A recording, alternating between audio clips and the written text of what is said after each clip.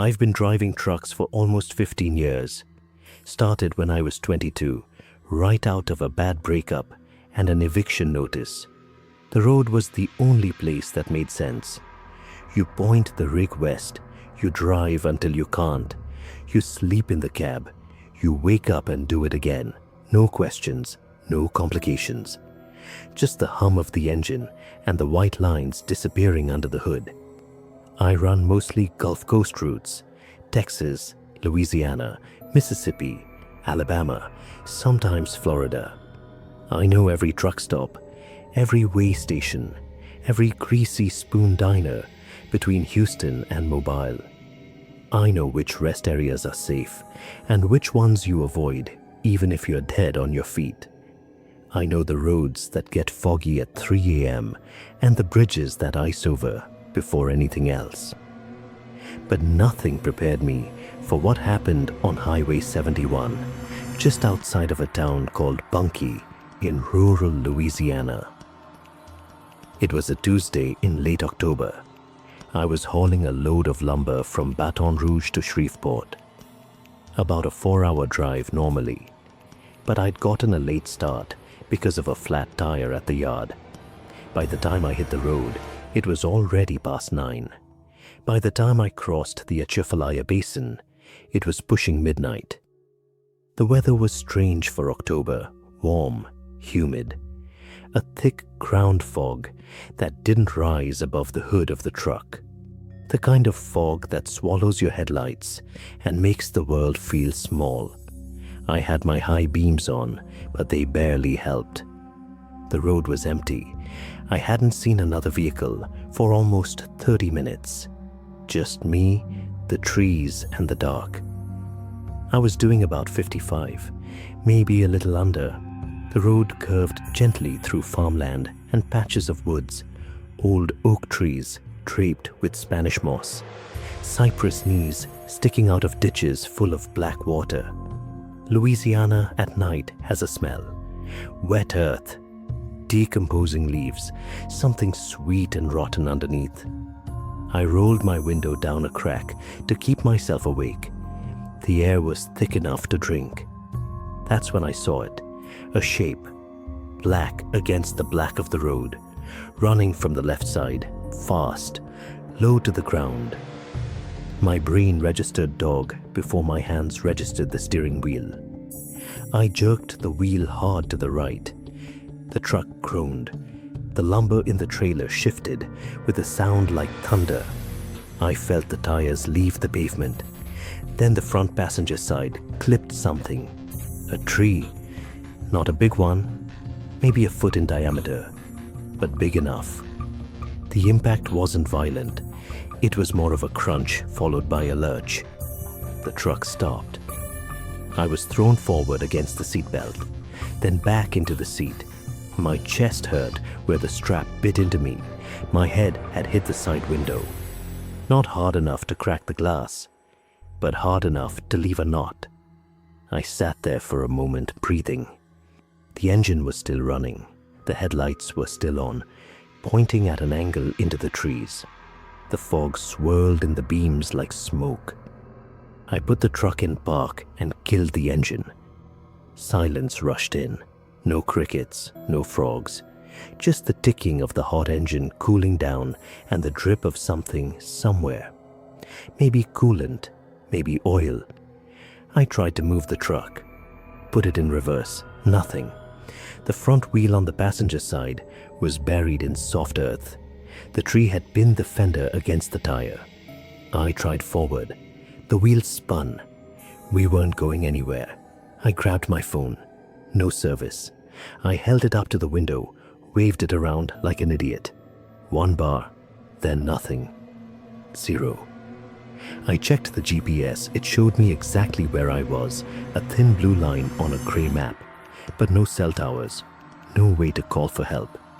I stepped out of the cab.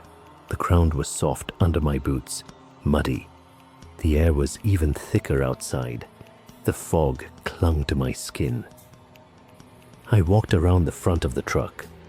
The damage wasn't terrible, but it was enough. The fender was crumpled against the tire.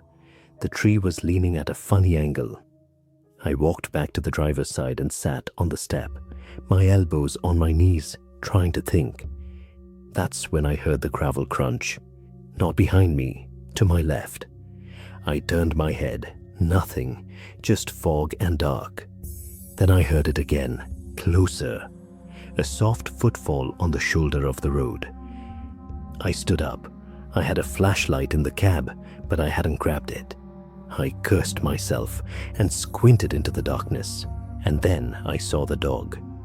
It was sitting right next to the driver's side door, not 10 feet from me. I hadn't heard it approach. I hadn't seen it, but there it was, a large black dog. Not a breed I could identify, not a Labrador or a Retriever or a Shepherd. Something older, something that looked like it belonged in a different century.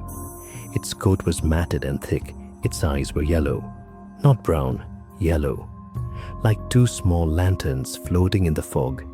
It didn't bark, it didn't growl, it just sat there, staring at me. I said, hey boy, where'd you come from? Nothing. No tail wag, no head tilt, just those yellow eyes fixed on mine. I took a step toward it. It didn't move. I took another step. Nothing. I reached out my hand.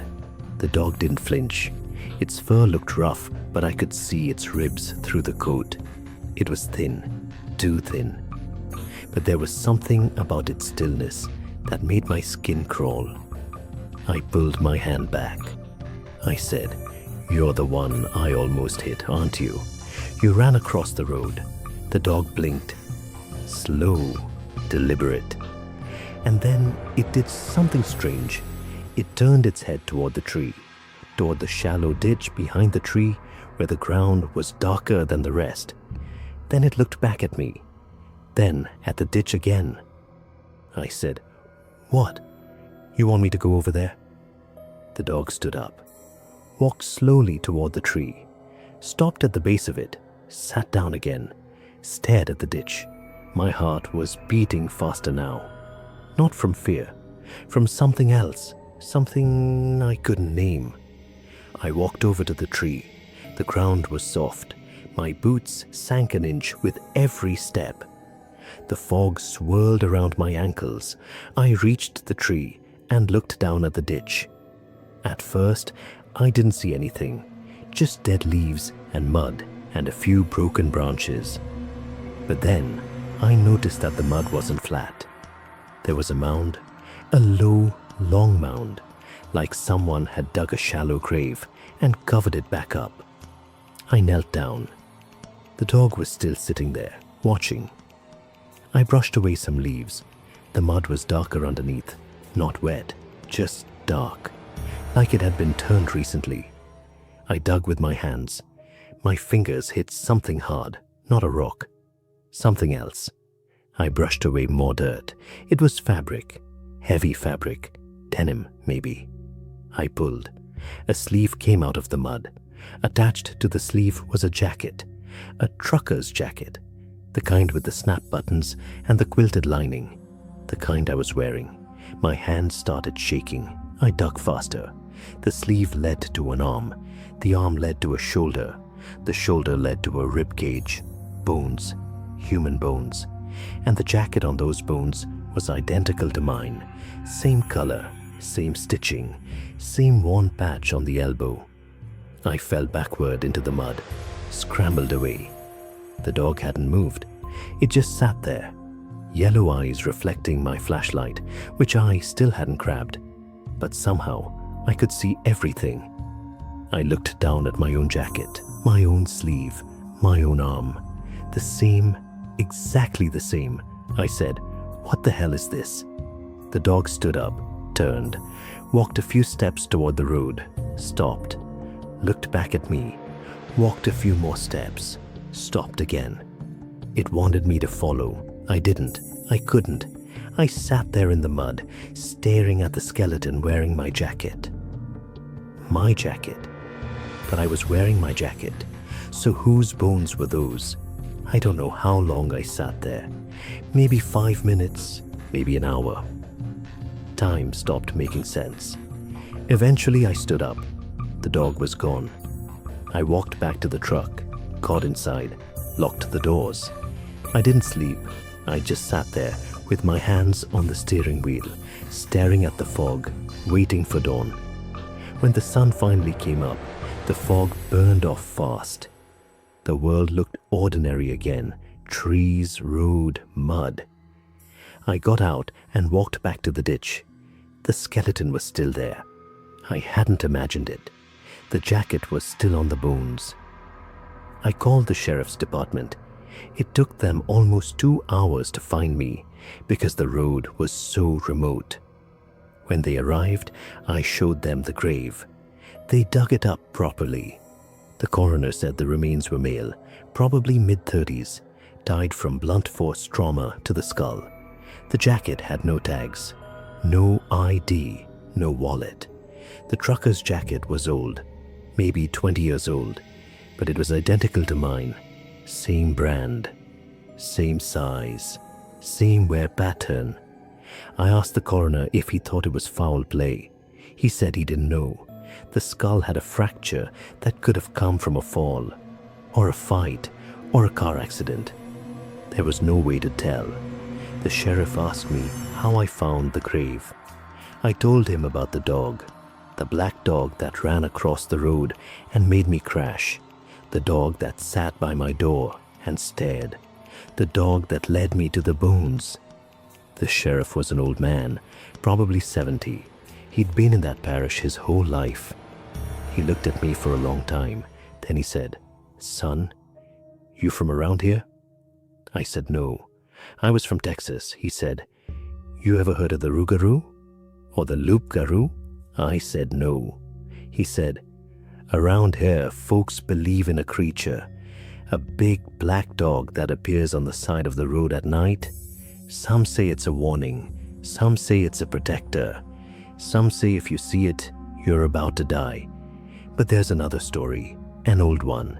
They say the black dog shows up when someone died on that stretch of road and nobody found them. The dog waits, sometimes for years, decades, until someone comes along who's supposed to find the body. Then the dog leads them to it, and after that, the dog follows that person, not to hurt them, to watch. Because now you're connected. You saw what you were meant to see, and the dog knows your face. I didn't sleep for 3 days after that. Not real sleep, just dozing off and waking up with a jolt. Every time I closed my eyes, I saw those yellow eyes. Every time I looked in my side mirror on a dark road, I thought I saw a shape in the shadows. I still drive. I still run the Gulf Coast roads. But I don't drive at night anymore if I can help it. And I never, ever drive on Highway 71 through Bunkie, Louisiana. But here's the thing, the dog. I see it sometimes. Not on the road, in my peripheral vision, when I'm walking to my truck at a rest stop, when I'm sitting in a diner eating breakfast, when I'm lying in my bunk trying to fall asleep. Just a flash of black fur, a pair of yellow eyes, gone when I turn my head. I asked a trucker once, an old-timer with gray hair and a beard that hadn't been trimmed in years. I told him the story. He listened without saying a word. When I finished, he looked at me with eyes that had seen too many miles. He said, "The black dog ain't done with you. It never is. You found those bones. Now you carry something from that grave with you, not a curse, a debt. The dog saved your life when it ran across that road, made you crash before you hit something worse. Or maybe it used you to find those bones so that man could finally rest. Either way, you owe it, and the dog knows." I asked him what I owed.